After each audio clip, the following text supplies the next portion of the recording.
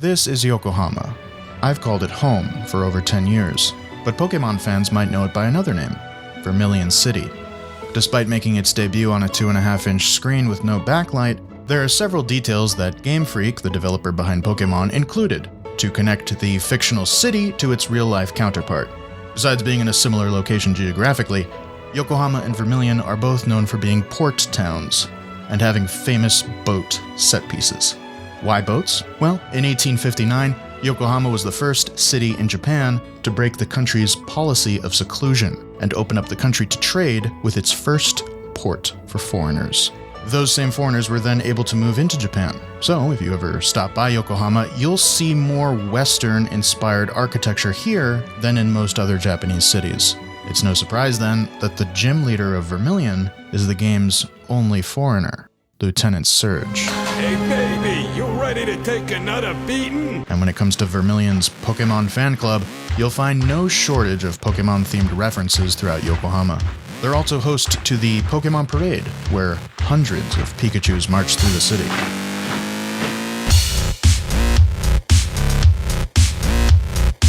I'm sure you'd agree that Yokohama is a beautiful city.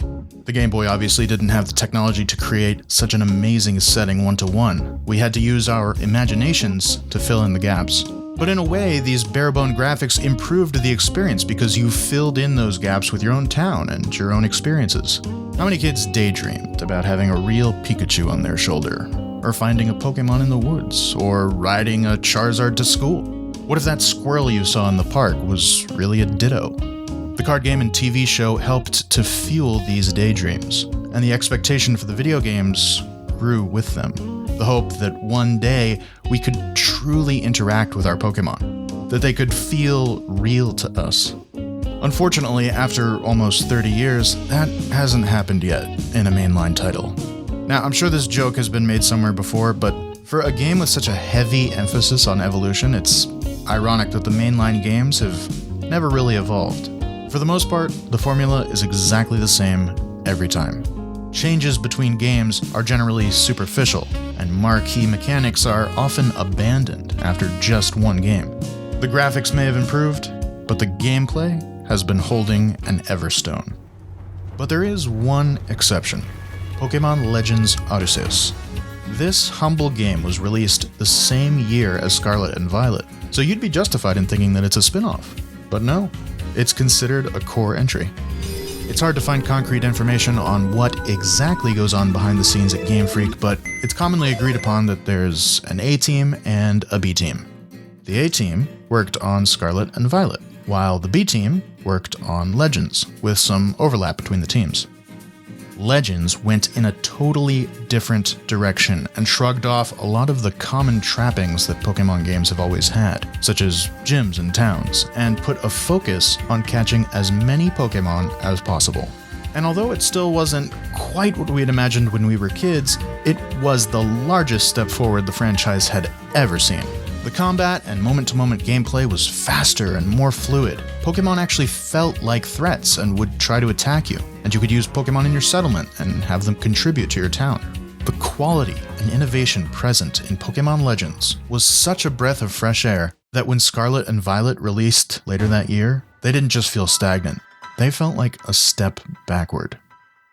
Japanese companies are infamous for their seniority-based structures, where the people who continue working long past retirement age have the last word, even if it's not what's best. Compound this with Game Freak's reputation for incompetence. Anyone on a playground in the late 90s could tell you about Missing No.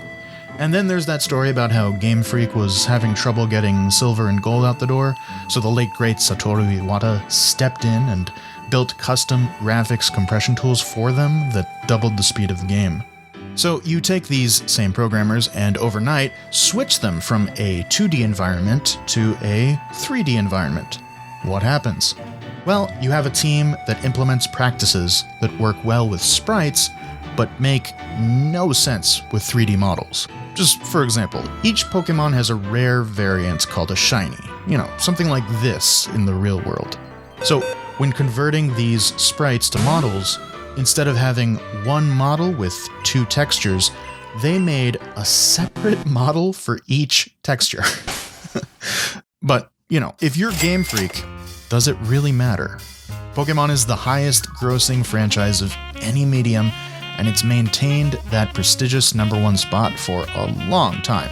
As long as enough people keep purchasing their wide range of products, as long as the characters continue to resonate with young kids, and as long as nostalgia-hungry adults continue to pick up the odd entry every few years, the mainline Pokemon games will never need to take risks. And the incompetent old guard will never leave. And I'm not saying this cynically or sarcastically. If I was in charge of the next Pokemon game, I would probably struggle to take risks too.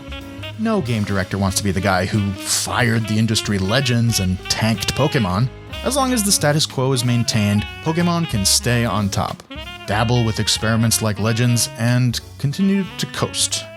Recently, though, something did disrupt that status quo. A game by the name of Palworld. Now, if you're even remotely interested in games, you've certainly heard of Palworld and the extreme positions people have taken on the game. For some, it's a pleasant surprise and the most fun they've had in a long time, while others dismiss it as a flavor of the month cash grab that'll end with the devs going to court for plagiarism and stealing. I think Pokemon fans are asking the wrong question. They're asking, what has Palworld taken from Pokemon? They should be asking, what will Game Freak take from Palworld? Let's first establish what exactly about Palworld is worth taking. Now, I'm not going to sit here and break down every little system in Palworld because people have talked about that game to death. I'll just say, more interactions with Pokemon, like Palworld does with its pals, would be a great fit for the franchise. There are so many more things you can do with your pals than you would expect, and it makes the game feel larger than it is. It's why the game blew up, and what will give the game longevity if they flesh it out further. I also think Pokemon could benefit from some sort of crafting or building system. It's a really great feeling when you're constructing something and all your pals rush over and help out. It makes them feel alive and feeds that spark of imagination you had when you were a kid daydreaming about the potential of the Pokemon series. I'm not a fan of inserting crafting systems into every game willy-nilly, but having Pokemon help you build a base would be a great natural fit for the Pokemon Legends series, which I'll get into later. Now that we've established what's worth taking from Palworld, we come to the critical question. Does Game Freak care enough about Palworld to be influenced by it at all? I mean, hey, stuff like Koromon, Temtem, Cassette Beasts, these games come and go, and seem to have no effect on Pokemon. So why would Palworld be any different? To answer that, let's think back on the one time Pokemon got genuinely nervous. Yokai Watch. You may have never even heard of this game, but about 10 years ago or so, it was poised to eclipse Pokemon here in Japan. It was a similar type of game, but with more of a focus on story and actually befriending the yokai. All the yokai could talk, and you had a companion named Whisper. Additionally, all the yokai were based off of Japanese stories and myths that Japanese kids had been hearing their whole lives. It would be like if they released a game where you could befriend fairy tale creatures from Western culture and team up with them. So naturally, the story potential was really high, and eventually the Yokai Watch anime started outperforming the Pokemon anime at the time by a lot. I mean, when I was a teacher back then, this franchise was the hottest thing ever here. The only time I'd seen anything remotely like it was when I was a kid and Pokemon was hitting the States. I remember it so clearly. I was picking up kids for school, right? And I saw a group playing 3DS together. I went over and said, "Hey, you playing Pokemon?" Because the overworld looks a bit like Pokemon from a distance, right? And they look at me in the face and say, "Pokemon is for babies." And I was like, damn, is Pokemon about to get the Barney treatment out here? Where people just pretend that they never liked it because, they're big kids now? I'm as real as your imagination. And that's something that's I mean, it was crazy. You had kids with all this Yokai Watch merch. There was this dance that got super popular with everybody. I remember going out to lunch and seeing this massive line extend out of the mall, filled with moms and kids. And I asked, "Hey, what's this line for?" And they said, "Tickets for the new Yokai Watch movie." Yeah. Now, if you worked for Game Freak and you had kids in your life, you sure as hell would have been aware of this insanity. Pokemon really felt like it was on a downward trend. What did Game Freak do? They woke up. They responded. They responded like the brand depended on it. The next games, Sun and Moon, had a huge marketing push here. And they changed a few things about the games to try to capture that Yokai Watch audience. For the first time ever, you had a companion living inside your Pokédex, this ghost Pokémon who would make quips and give you information, just like the ghost from Yokai Watch, who had the exact same function. They also added super moves for the first time in the franchise, something that Yokai Watch had as a primary mechanic. Hey, look, they even throw a dance in there for kids to try to learn. And lastly, they completely changed the style of the anime, not just in look, but in tone, offering more lighthearted, episodic content similar to the Yokai Watch anime. You may wave off some of these things as coincidences. Well, if it was just one or two of these, sure. But no. Seeing the way things were in Japan at the time and the sheer amounts of hype for Yokai Watch, it's obvious how nervous the Pokemon Company was. It's telling also that a lot of these changes to the Pokemon games were discarded after Yokai Watch was on the decline.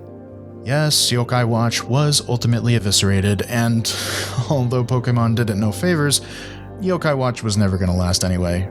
The whole concept was just too weird for Western audiences. I mean, you got a grandma ghost there, a bunch of other weird stuff.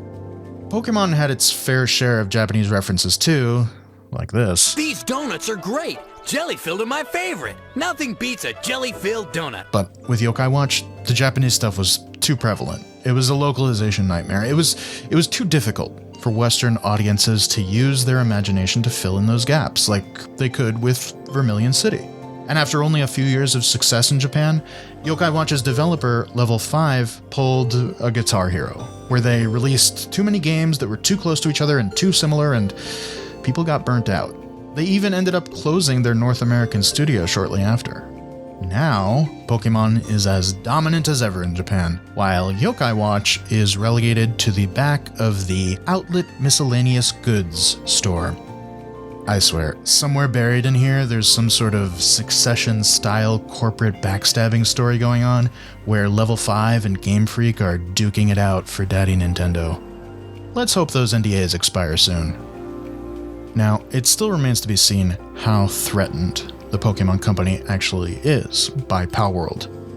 Well, let's be real, it'll never eclipse Pokemon, and its merch probably won't break out of the Outlet Miscellaneous Goods store, but Game Freak is certainly paying attention to it. And if they actually think that Palworld could take a chunk out of their market share, like Yokai Watch did, then it could absolutely have an influence on the next Pokemon game, especially if the gameplay adapted aligns with their existing vision.